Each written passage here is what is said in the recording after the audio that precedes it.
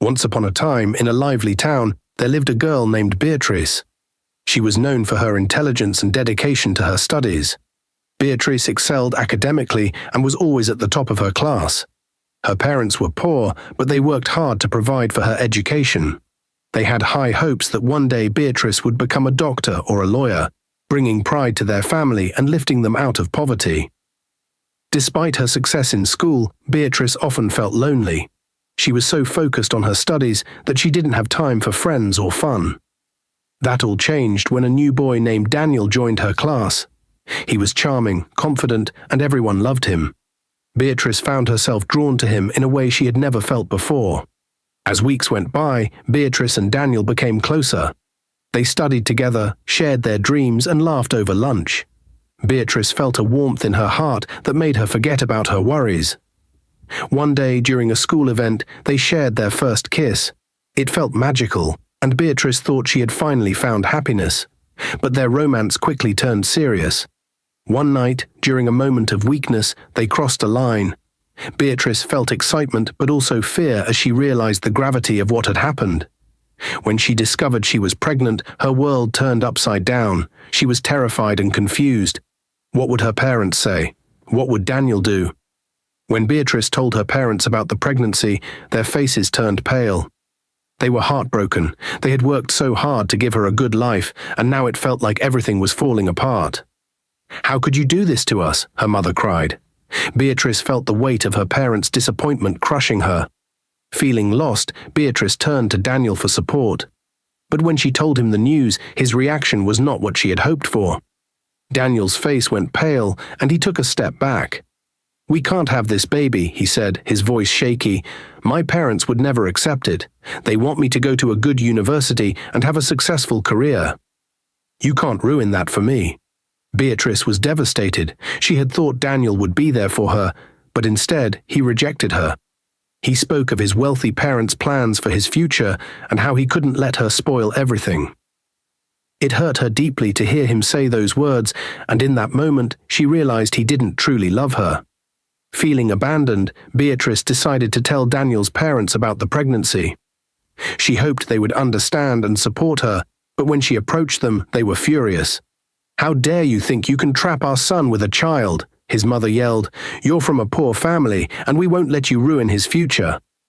Beatrice felt small and ashamed. She had lost not only the love she thought she had with Daniel, but also the hope of having a supportive family around her. She returned home, feeling as if the world was closing in on her. Days turned into weeks, and Beatrice struggled with her emotions. She knew she had to make a choice about her future and the life growing inside her. Her parents, still disappointed, tried to guide her, but they were heartbroken and unsure of what to say. "We want you to have a better life," her father said gently, "but you have to make this decision for yourself." As she pondered her situation, Beatrice found herself in a deep conflict. The weight of her choices felt heavy on her heart. She wanted to do what was right for her baby, but she also wanted to fulfill her parents' dreams for her. One day she sat alone in her room, tears streaming down her face. She picked up her books, hoping to find some comfort in her studies, but the words blurred as she realized her life was changing forever. Beatrice knew she had to stand strong, not just for herself, but for her child as well. But soon something happened, and things changed. Beatrice felt like her world was crumbling down around her. Her parents, especially her mother, were relentless in their insults. "You've brought shame to our family," her mother shouted. "You think you can just throw your life away and expect us to be happy about it? You are nothing but a disappointment." Each word pierced Beatrice's heart like a sharp knife. The weight of her mistakes hung heavy on her shoulders, and the disappointment in her parents' eyes felt suffocating. One night, after yet another argument filled with hurtful words, Beatrice couldn't take it anymore. Tears streamed down her face as she packed her belongings, taking only what she could fit into a small bag. She made the decision to leave her home, her family, and everything she had ever known. She was determined to find a better life for herself and her unborn child.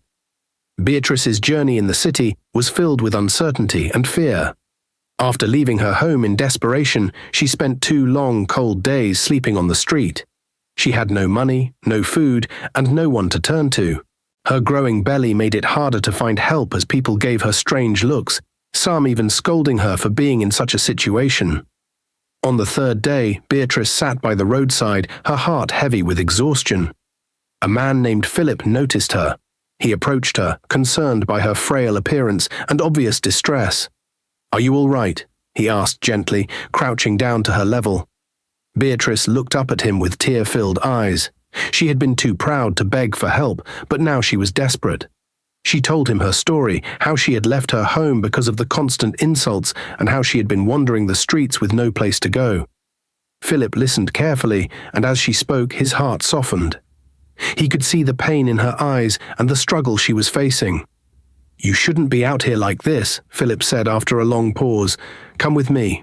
I'll take you home. My wife and I will help you." Beatrice hesitated for a moment, but then nodded. She didn't have any other options. Philip seemed kind, and she prayed that his wife would be as understanding. When they arrived at Philip's house, his wife, Felicia, was standing by the door. She eyed Beatrice suspiciously, her gaze immediately shifting to her swollen belly. Without even greeting her, Felicia took Philip by the arm and pulled him inside. Beatrice could hear them arguing from where she stood. "Who is this girl?" Felicia demanded, her voice sharp. "Is this your side chick? You brought her here because she's pregnant with your child, didn't you?" Philip was surprised by her accusations. "What? No, Felicia, you've got it all wrong. I found her on the street. She's in trouble, and she needs our help." Felicia crossed her arms, glaring at him. "I don't believe you. Why would you bring a pregnant girl into our home if she wasn't yours?" "This looks bad, Philip. You're being too kind to strangers." Philip sighed, trying to stay calm. "I swear, Felicia, she's just a girl who needs help. We can't turn her away. She has nowhere else to go. Please, try to understand." Felicia looked at him for a long moment, her face softening slightly, though the suspicion in her eyes remained. "Fine," she said finally, "I'll let her stay. But I'll tell you right now, I don't like her, and I don't trust her. You can help her, but I won't." Philip, relieved that his wife hadn't completely rejected the idea, turned to Beatrice. "You can stay," he said, smiling kindly, "but there will be some rules. You'll have to help around the house." Felicia stepped forward, her arms still crossed, her eyes cold. "You'll be cleaning, cooking, doing laundry, everything. If you want to stay here, you'll earn your keep. Is that understood?" Beatrice's heart sank, but she nodded. She had no other choice. "I understand," she whispered. The next few weeks were difficult for Beatrice. Felicia barely spoke to her, and when she did, it was with a harsh tone. Beatrice spent her days scrubbing floors, washing clothes, and cooking meals. Her body ached from the long hours of work, especially with her pregnancy, but she knew she had to endure it. She didn't want to be out on the streets again. Philip, on the other hand, was kind and always checked in on her. He made sure she was eating enough and often asked how she was feeling. "You're doing well, Beatrice," he would say, offering her a warm smile. "Just hang in there. Things will get better." "Thank you so much, sir, for everything you have been doing for me. I really appreciate it," Beatrice said. "Don't mention, Beatrice. You are like family now," Philip replied. A month later, Beatrice began experiencing severe pains in her stomach. She had been pushing herself too hard, trying to keep up with Felicia's endless demands, and her body had reached its limit. One morning, while scrubbing the kitchen floor, she suddenly collapsed in pain. Philip rushed her to the hospital, where the doctors quickly realized she was in danger of losing her baby. After hours of treatment, the doctor emerged with a grim expression. "She had a miscarriage," he told Philip. "The pregnancy was already quite advanced, and it put a lot of strain on her body. She was lucky to survive. Had she come in any later, it could have been much worse." Beatrice was devastated. The loss of her child was like a piece of her heart being torn away. She had carried the baby for months, through all the hardships, and now, after everything, she had nothing to show for it. She felt an overwhelming sense of emptiness and grief. When Beatrice returned home from the hospital, weak and emotionally broken, she hoped for some rest and maybe a bit of sympathy from Felicia. But Felicia barely looked at her as she stepped into the house. That evening, as Beatrice lay in bed recovering, Felicia knocked on her door and stepped inside. Her face showed no sign of concern. "You can rest for today," Felicia said coldly, "but tomorrow you'll need to get back to your chores. I don't care what the doctor said. I need this house kept in order. You're not here to lounge around." Beatrice stared at her in disbelief. She was still aching from the miscarriage, still processing the loss of her child, and yet Felicia showed no compassion. She could feel tears welling up, but she blinked them back. She had no choice but to endure. There was nowhere else to go. The next day, despite her body being sore and her heart heavy with grief, Beatrice dragged herself out of bed and began cleaning the house again. Every sweep of the broom reminded her of the child she had lost, and every task felt like a punishment. That afternoon, Philip came home and saw Beatrice bent over, sweeping the floor. She looked pale and weak, still recovering from the miscarriage. He moved closer, telling her she needed to rest. But Beatrice was afraid to stop. She knew if she didn't finish, Felicia might get angry or throw her out. Philip, feeling frustrated, marched into the house. He saw Felicia sitting on the couch and raised his voice. He was upset that Beatrice was being made to work after just losing the baby. He said it wasn't fair and that Felicia should help. Felicia, to Philip's surprise, started crying. She revealed that the doctor told her not to do any housework because it could stop her from getting pregnant. She had been trying hard to have a baby, and Philip didn't know how much pressure she was under. Philip's anger softened as he listened. He suggested they hire help, knowing that neither Felicia nor Beatrice should keep working like this. But Felicia refused. She didn't want a maid, saying that Beatrice was doing her job well and should continue. Beatrice, overhearing bits of their talk, kept sweeping. She was exhausted, but stopping wasn't an option. Inside, she felt broken, her hope fading. But even though it hurt, she knew she had to keep going. One evening, Felicia went out with her friends to the club, leaving Philip and Beatrice at home. Philip, however, had other plans. While Beatrice was busy in the kitchen, Philip secretly added something to her food that would make her sleep deeply. Unaware of what had been done to her meal, Beatrice ate her food and soon felt drowsy. By the time she fell asleep, Philip took advantage of the situation. The next morning, Beatrice woke up in her room feeling strange. She didn't remember anything from the previous night, but something felt wrong. Still, she brushed the feeling off, not knowing what had really happened. Months later, Beatrice was shocked when she found out she was pregnant. Confused, she couldn't recall sleeping with anyone and wondered how it was possible. When Felicia found out, she was furious, ready to throw Beatrice out of the house. But Philip stopped her, suggesting that Beatrice keep the baby and give it to them since they were unable to have children. Felicia, desperate to have a child, reluctantly agreed. Even though Beatrice stayed, her life became even harder. Felicia's treatment of her grew worse, more chores, more harsh words, and more control. Yet Philip seemed kinder when Felicia wasn't around. He would bring her fast food, new clothes, and small gifts, trying to win her over. Beatrice felt uneasy about his attention, but had no power to refuse it. Soon Felicia started noticing Philip's special treatment of Beatrice. She warned him to stop, sensing something wasn't right. But Philip assured her that he was just being nice, reminding Felicia that Beatrice was carrying the baby they both wanted so badly. Despite his excuses, Felicia's suspicions lingered, creating tension in the house. One day, Philip could no longer carry the weight of the truth. Sitting Beatrice down, he finally confessed everything. He told her how he had put something in her food that night, how he had taken advantage of her while she slept. Beatrice's heart shattered. She burst into tears, feeling utterly betrayed. She had trusted them, thinking that despite everything, Philip had been helping her out of kindness. Now she realized he had done all of this, knowing she had no one to turn to. Her tears flowed as she tried to understand why he would do such a thing. Philip watched her cry but couldn't stay silent. He told her he had grown to love her. At first he had no feelings, but over time he had seen how hard-working and determined she was. He couldn't deny the connection he felt with her now. Then, lowering his voice, Philip revealed something even darker. His wife Felicia had been cheating on him with his best friend. He also told Beatrice that Felicia had lost her womb because of several abortions in the past. Philip claimed he could never stay with a woman like that. Beatrice was furious. Despite his words, all she could feel was anger and disgust.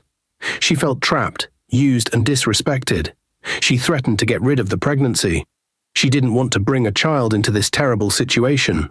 Philip panicked, pleading with her not to do anything drastic. He promised her they would find a way to make everything better, but Beatrice wasn't sure she could believe anything he said anymore. Unknown to them, Felicia overheard everything that Philip and Beatrice had discussed. Furious, she decided to take matters into her own hands. The next morning, Felicia secretly bought some strong pills and dissolved them into Beatrice's drink. Unaware of the danger, Beatrice drank it. Hours later, she felt a sharp pain in her abdomen. By the time she was rushed to the hospital, it was too late. She had suffered another miscarriage. This time, Beatrice was completely broken. When she was discharged, she packed her few belongings and returned to the streets. She couldn't bear staying under the same roof with Philip and Felicia any longer. Despite everything that had happened, Philip tried desperately to find her.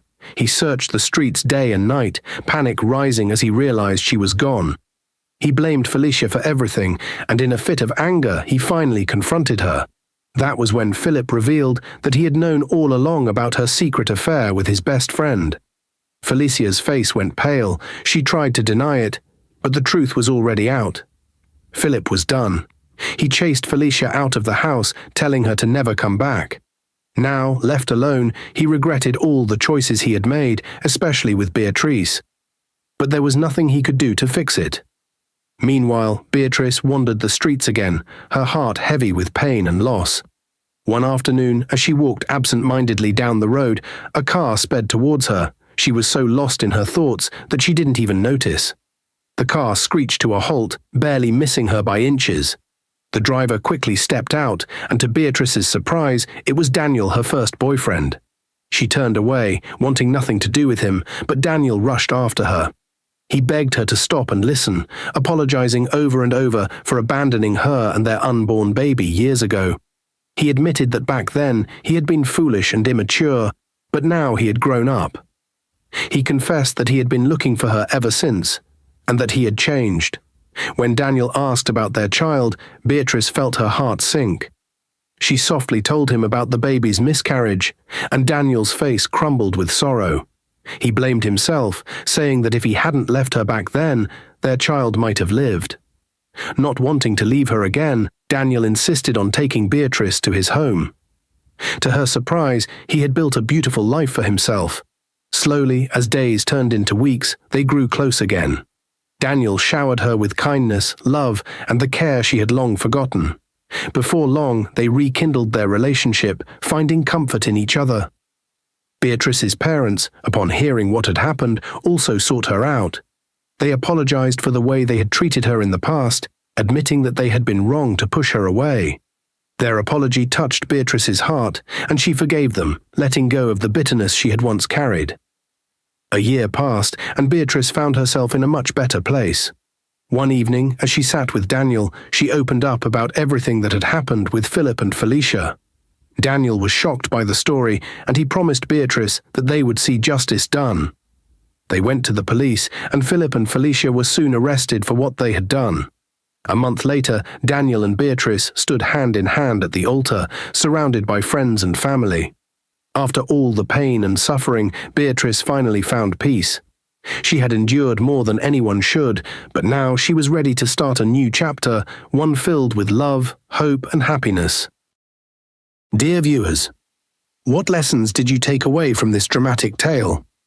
We'd love to hear your thoughts in the comments below. If you enjoyed the story, give us a thumbs up, share it with friends, and hit that subscribe button.